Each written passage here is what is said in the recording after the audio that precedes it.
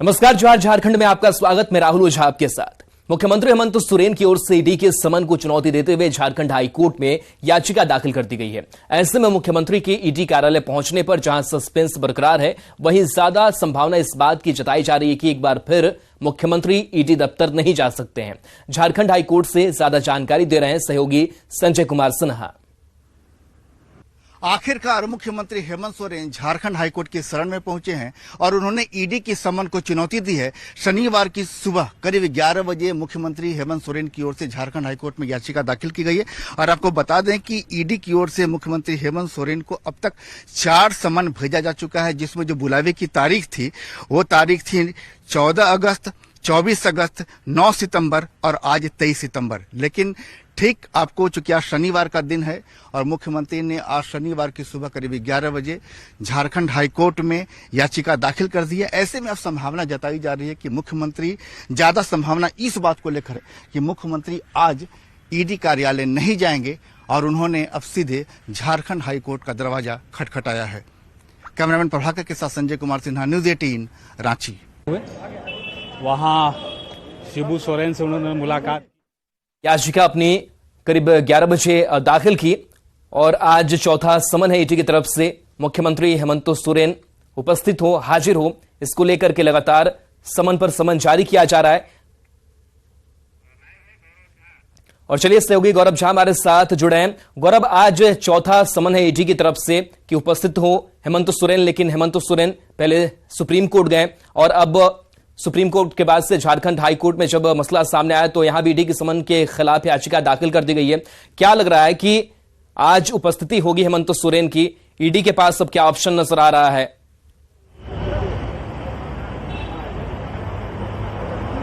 जी, हम आपको बता दें कि आज अहले सुबह से ईडी दफ्तर के बाहर भारी संख्या में पुलिस जवानों की तैनाती इस वजह से की गई थी क्योंकि कयास लगाया जा रहा था कि मुख्यमंत्री हेमंत सोरेन आज ईडी के दफ्तर पहुंच सकते हैं, क्योंकि आज सुबह तक की अगर हम बात करें तो कोई भी पुख्ती जानकारी नहीं थी कि हेमंत सोरेन हाईकोर्ट गए भी हैं या नहीं। लेकिन 11 बजे के आसपास ये खबरें निकलकर सामने आई कि सीएम हेमंत सोरेन ईडी के दफ्तर नहीं बल्कि हाईकोर्ट पहुंच चुके हैं। हाईकोर्ट में उन्होंने पिटीशन दायर किया है। उसके बाद से ईडी दफ्तर के बाहर लगातार जो पुलिस जवानों की तैनाती थी वो अब भी बरकरार है, लेकिन अब तक ईडी दफ्तर में मुख्यमंत्री कार्यालय की ओर से किसी भी तरीके की चिट्ठी नहीं आई है कि सीएम यहां पहुंचने वाले हैं या नहीं पहुंचने वाले, क्योंकि कयास लगाया जा रहा है कि जब हेमंत सोरेन हाईकोर्ट पहुंच चुके हैं तो यहां नहीं आएंगे, क्योंकि एक लंबा खेल चल रहा है। 14 अगस्त से यह प्रक्रिया शुरू हुई। पहला समन मुख्यमंत्री को जारी किया गया, उसके बाद मुख्यमंत्री ने उस समन के खिलाफ ईडी को ही एक चिट्ठी जारी करते हुए कहा कि यह समन असंवैधानिक है और गलत तरीके से है, जिसके बाद ईडी ने दूसरा समन भी जारी किया। मुख्यमंत्री हेमंत सोरेन सुप्रीम कोर्ट पहुंच गए। इस दौरान ईडी ने तीसरा समन जारी किया और उस दौरान सुप्रीम कोर्ट से यह आदेश आया कि अब जो है आप सुप्रीम कोर्ट नहीं बल्कि हाई कोर्ट जाइए।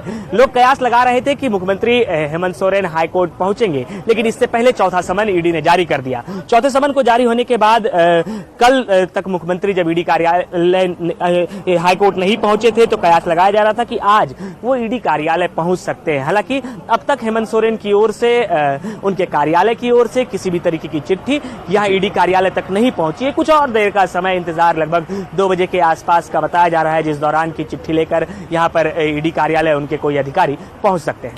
और गौरव, अगर ईडी की अगर बात की जाए तो ईडी के पास अब क्या ऑप्शन नजर आता है कि क्या अब झारखंड हाईकोर्ट पर ईडी की भी नजर टिकी होगी कि वहां क्या कुछ होता है, या फिर लग रहा है कि 5वां जो समन है वो भी अब जल्द ईडी जारी करेगी? क्या संभावना लग रहा है? जी, निश्चित रूप से हाईकोर्ट का तो इंतजार ईडी करेगी। इसके साथ साथ अब देखना होगा कि ईडी का अगला कदम क्या कुछ होता है, क्योंकि देखा गया था जबकि इससे पहले के समन जब मुख्यमंत्री को जारी किए गए थे तो उससे पहले भी मुख्यमंत्री सुप्रीम कोर्ट में भी गए थे, बावजूद इसके समन लगातार ईडी जारी कर रही थी। अब जब हाईकोर्ट में मुख्यमंत्री पहुंचे हैं तो निश्चित रूप से ईडी की जो अगली कार्रवाई होगी वो भी देखने योग्य होगी कि किस तरीके से अगली कार्रवाई होती है और क्या कुछ निकल कर सामने आता है, क्योंकि जिस तरीके से झारखंड में राजनीतिक हलचलें अब तक रही है और मुख्यमंत्री हेमंत सोरेन को लगातार समन जारी किए गए हैं। तो यहां से अब देखना होगा कि क्या कुछ ईडी करती है, क्योंकि निश्चित रूप से इंतजार मुख्यमंत्री तो हाईकोर्ट का करेंगे ही, लेकिन ईडी की अगर हम बात करें तो ईडी का अब तक का जो प्रक्रिया रहा है, अब तक जो उन्होंने कार्रवाई की है, इसके तहत अगर हम बात करें तो सुप्रीम कोर्ट जाने के बावजूद ईडी ने समन जारी किया था। तो निश्चित रूप से हाईकोर्ट के बाद अब देखना होगा कि क्या कुछ ईडी की अगली कार्रवाई होती है और किस तरीके से ये कार्रवाई आगे चलती है। और आज की अगर हम बात करें तो आज आखिर कितने देर के बाद मुख्यमंत्री कार्यालय से जो उनके अधिकारी हैं वो यहां पहुंचते हैं और वो उस चिट्ठी में क्या कुछ लिखकर अंदर भेजते हैं। बिल्कुल गौरव, तो उस संदेश का भी इंतजार होगा। बहुत बहुत शुक्रिया इस जानकारी के लिए।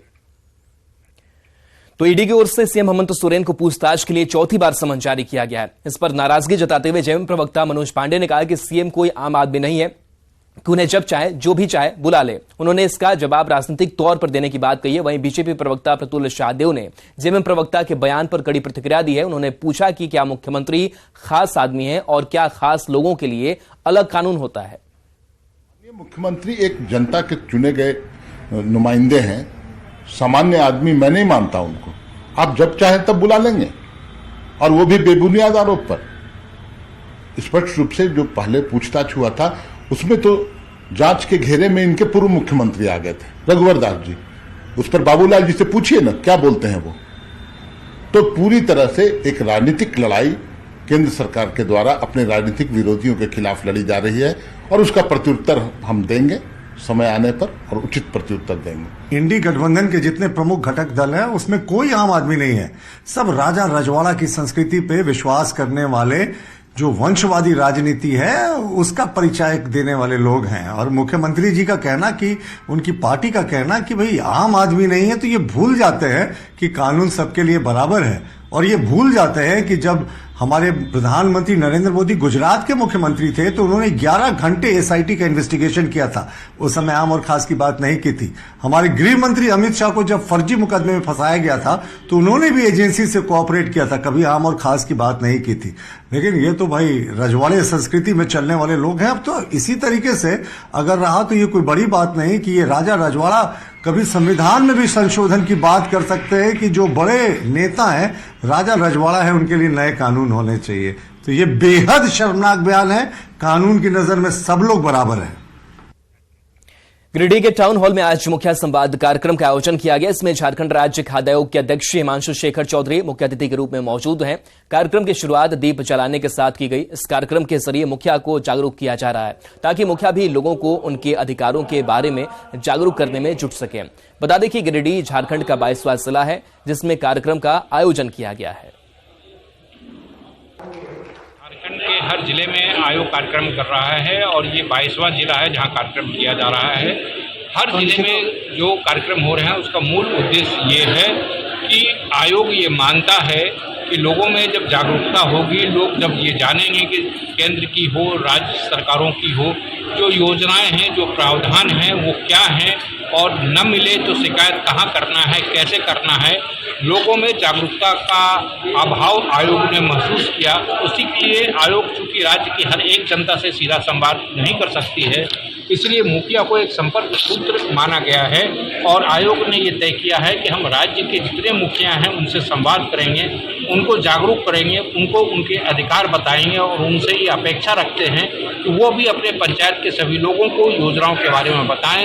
योजनाओं का क्रियान्वयन न हो रहा हो तो वो निगरानी करें, निगरानी कैसे करें, अगर कमियां हैं तो शिकायत कैसे करें, कहां करें। इन सारे मुद्दों पर संवाद करने के लिए ही राज्य खाद्य आयोग राज्य भर के सभी जिलों में कार्यक्रम कर रहा है, मुखिया संवाद।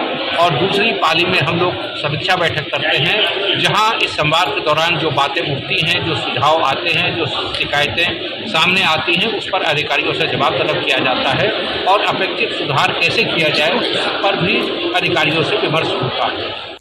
खबर चतरा से, जहां अपराधियों ने हाईवा को आग के हवाले कर दिया। सीसीएल इनके एरिया के पिपरवार थाना क्षेत्र के पूर्णाजी परियोजना के कोयला ढलाई काम में हाईवा लगी हुई थी। आगजनी के दौरान अपराधियों ने कई राउंड फायरिंग भी की। मिली जानकारी के मुताबिक सभी अपराधी ट्रांसपोर्टिंग सड़क के किनारे झाड़ियों में छिपे थे।